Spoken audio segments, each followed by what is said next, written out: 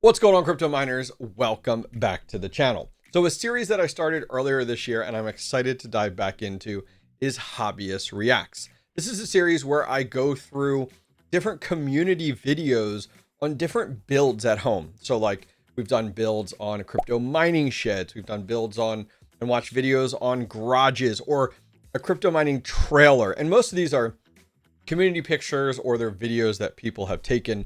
So if you guys have any cool setups, like your basement's pretty badass looking, you got a cool shed, you've retrofitted a trailer, whatever it is, please reach out to me, whether it's Discord or it's in my email. All the information is directly down below. If you have video or pictures of it, please share it with me and I possibly will highlight it on the channel. And during that time period of watching these videos or pictures, talk through things and kind of share things I've learned or what I've seen work and what hasn't worked. I always really enjoy doing these. So today, we're jumping into my own video that is 4 years old now. And I want to share kind of my knowledge bombs on why this worked and why it didn't work. And so today we're going to take a closer look at running miners at home in a grow tent. Let's pivot real quick. Not everyone can run miners at home. Maybe your electric bill is just through the roof. The heat is just too hard to manage and the sound is absolutely insane. Well, this is where BlockOpsMining.com comes in. I had the opportunity to go ahead and visit their Arkansas facility about 2 years ago, and it was truly impressive. Listen, if you guys are in the market to not only buy, but also have your ASIC miners hosted right here in the United States, go over and check out BlockOpsMining.com. All right, so we're over on my YouTube page here. And if you actually guys go under playlist, you can actually find I have all different playlists out there. But one of the ones I want to point you to is the grow tent one, crypto mining in a grow tent. And there's 3, 6, 7, 8 different videos over here, starting from the earliest, going out 4 years ago. And then, even though the newest one is from 4 years ago, but this is something that I tried as a home miner with heavy GPU mining. I'd started here in my basement. And before I even tried to build this room next to me, if you guys have followed along my channel for a while, you know that I've tried a little bit of everything as a home miner. I tried building, running it in my unfinished basement, which is now finished now. We went to the grow tent solution to try to deal with heat. We went to this room next to me that I tried to build this custom room. None of that worked until I actually got the miners out to a shed. And then it was fantastic dealing with heat, dealing with noise. But during this kind of growth, just like you guys go through a transition, right? Where you hit these milestones where it's like, okay, I need more power, or I have too much heat, or things are too noisy. And for me, it was the heat factor. Running these at home in my basement was just creating too much heat, not only in the basement, but also just kind of seeping through the rest of the house. So I decided to go the route of trying to go with a grow tent. And I've seen other people do grow tents. Red Fox Crypto has done it. Chump Change XD has done it. There's been a few other individuals that have tried the grow tent route, and I tried my hand at it. And so today I want to show you kind of what I tried to do, and we'll pause along the way to talk about areas of oh, this is why that didn't work. Looking back now 4 years later, and everything I've learned about airflow, especially with my sheds, so that either you try this at home or you go ahead and go, okay, he tried it. It didn't work. I'm not even going to waste the money to try it. So let's go ahead and dive in. We're going to rewatch some of my video. You guys remember this old intro?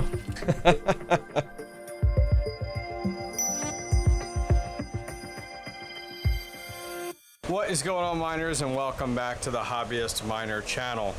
Well, we're missing a few rigs. One, GPUs on a hanging rack. So we had our 7 R9 380 rig here. We had 5 R9 or 5. So this was, I was trying to build, pause it real quick and then we'll keep moving. I was trying to build that room that I was telling you guys about back here. I was trying to build this dedicated room for mining, and it was just taking forever and so much work. And I was expanding my GPU mining farm faster than I could build this room out.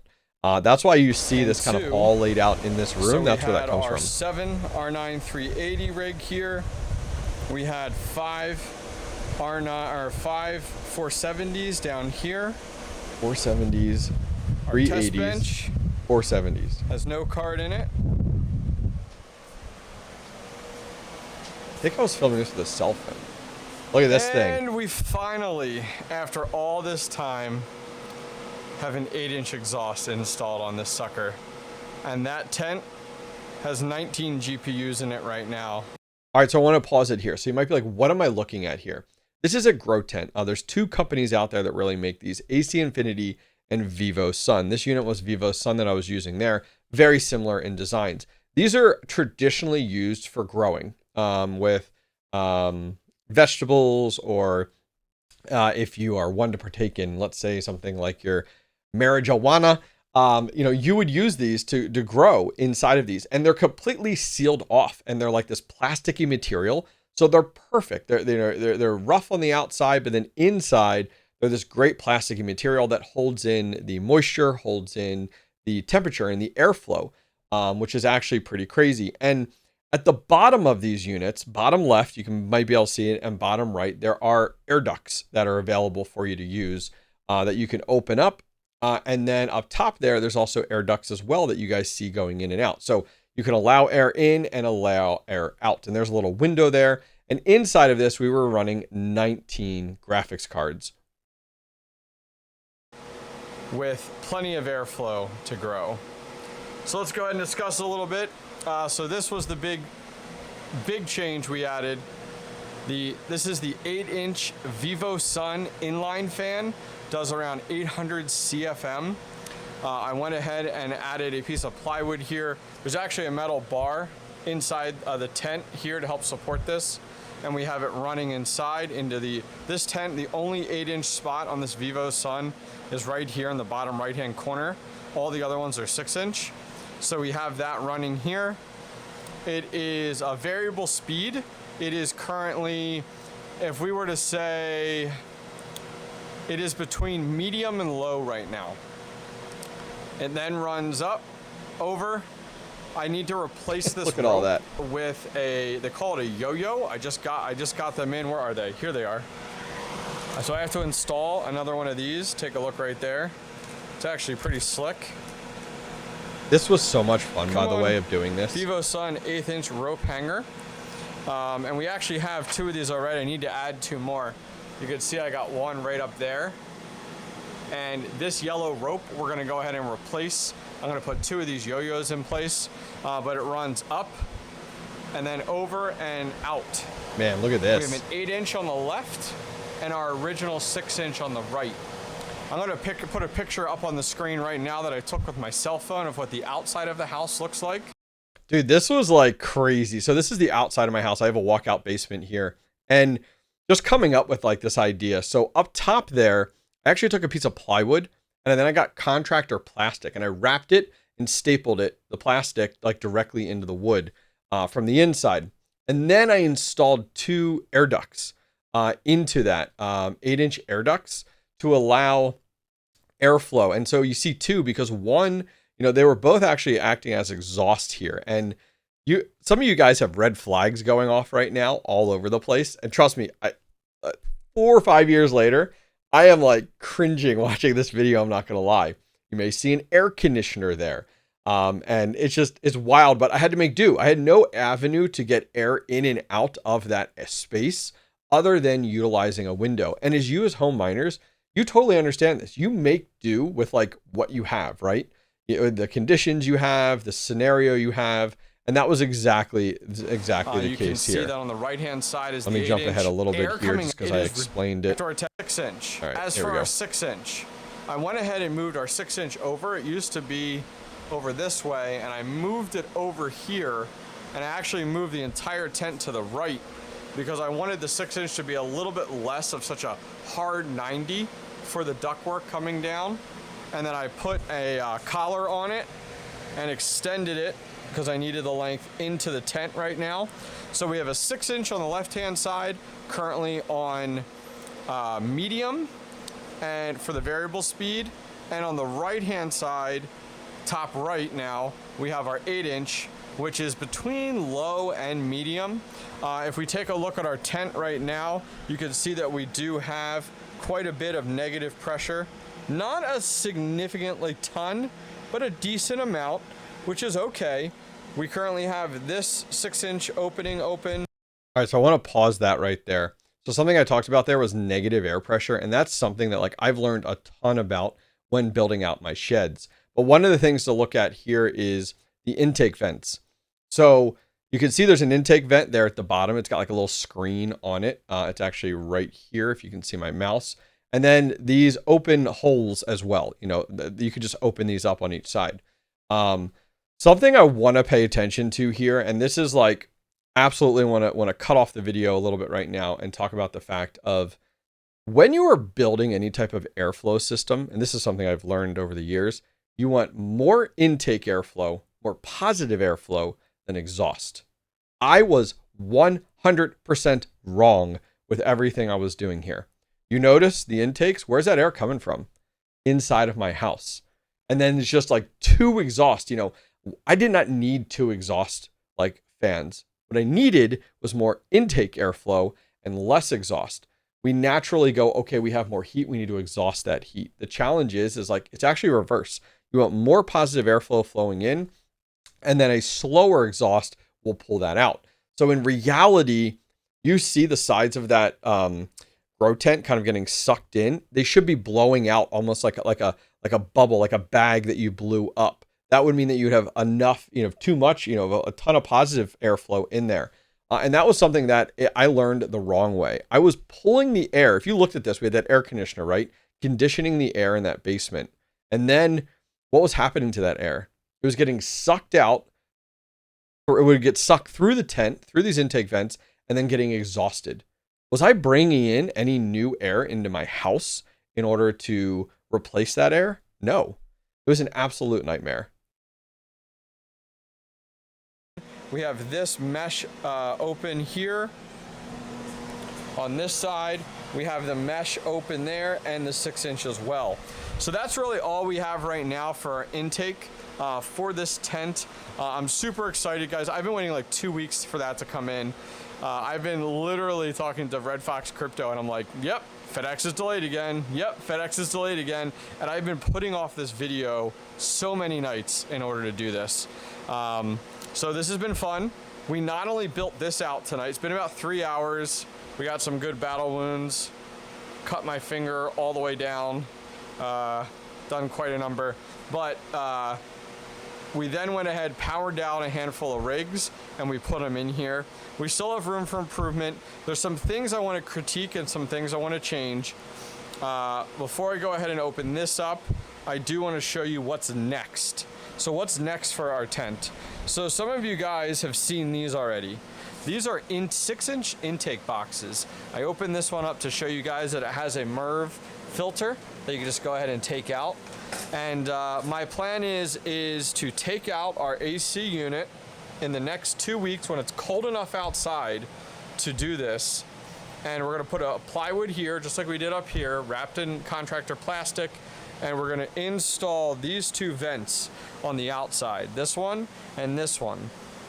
They'll come directly into that inside of the house.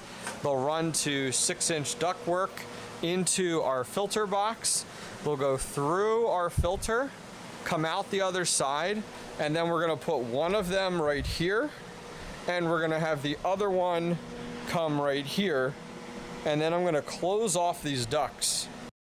So as you guys can see, I started to like get some better ideas here. Now, the reason I decided to do this was like get rid of the air conditioning unit and then pull air from outside, because as I talked about in that video, I talked about the fact of like it's starting to get cooler outside and pulling in that air. This was something that I should have done right away, where I was going ahead and pulling air from outside. The most utopian world is to have air getting pulled in, like the inline fans on the intake side, and then slower inline fans on the exhaust side, and just blast the inside of that. So I started to get there with kind of where my mind was at on like, and I was filtering the air. If you guys looked, I had in those intake boxes, those are made by Fantech. They only, I think they only come in 6-inch, but regardless, those were a great avenue to go because you'd want to condition and filter out that air. So literally the negative pressure of all this suction is going to pull air from outside the house through our intake system with the vents. So it's going to be a lot. and it may be too restrictive. I don't know yet. We'll have to see. I may have to run a hybrid. I may have to run both of those and also our side panels there. We'll have to see. But the nice thing is, at night, it's in the 50s right now in Pennsylvania. During the day, it's 60. Let me jump ahead here because we're going over some of the stuff that I talked about there.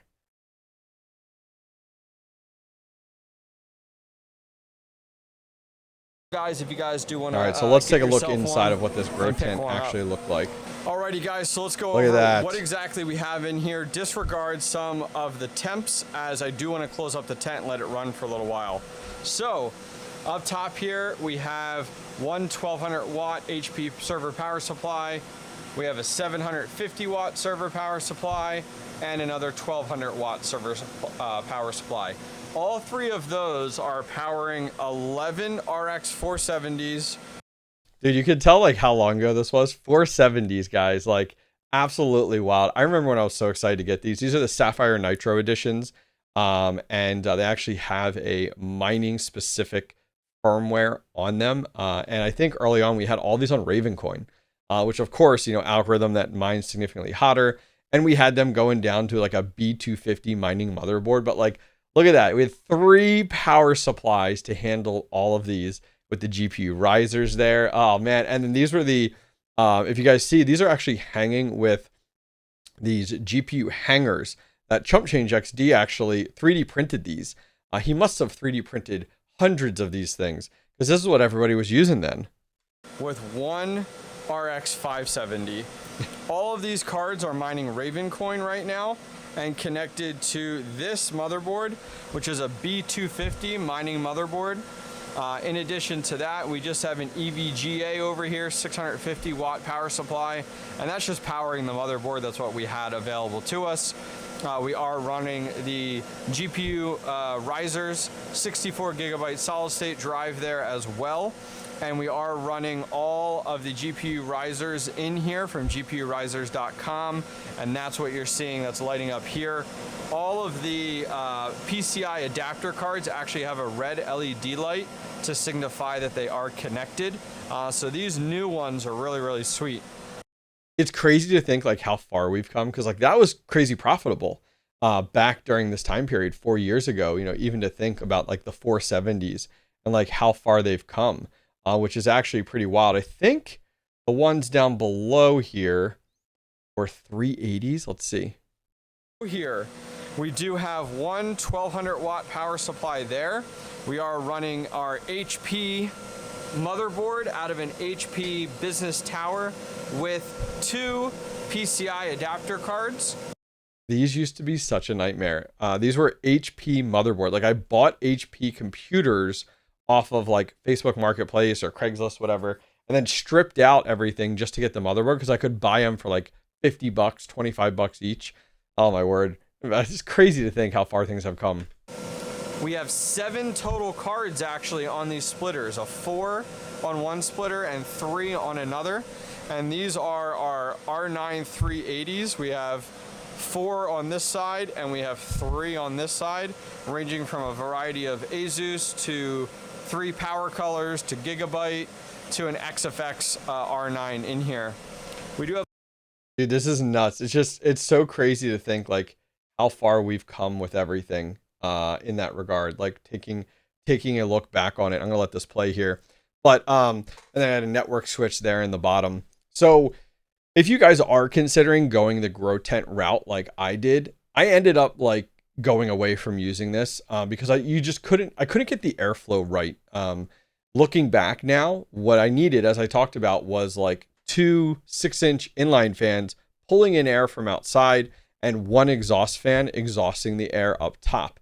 But my mindset was just so different then. And I think a lot of you guys know too, you kind of learn as you go as a home miner. There's no blueprint for this. There's no manual for this, especially when it comes down to something like airflow. Everyone's airflow is so unique and so different. I know a lot of you guys will do this like in your garage or in other places like that and try to figure out what that airflow looks like. And the grow tent solution was a great avenue forward. But the challenge is when it's warm outside, then you're pulling in 80, 90, 100-degree temperatures outside. You're then throwing that over graphics cards, which do not perform well at those temperatures, they're heating up and then you're exhausting it as well. It's not like an ASIC miner, where an ASIC miner is meant to run in some of those higher temperatures.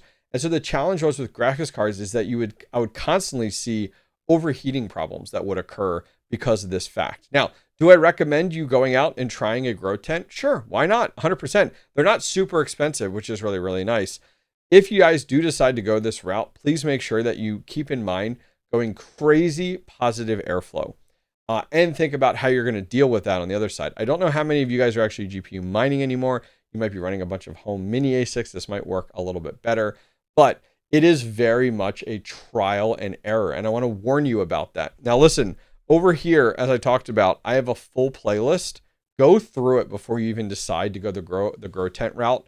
From me setting up the first grow tent to my plans to all the way through it. And in here, I even have a video on airflow. I have a video on mistakes and my regrets. Feel free to go over and watch those. Educate yourself ahead of time first, so that when you go ahead and decide to pull this trigger, that it's not a massive mistake and that it's not costing you an insane amount of money. Listen, guys, I love recording these types of videos here. If you guys have videos or pictures of your builds and you do want to share them with me, please reach out. I would love to go ahead and highlight one of your setups in a future video.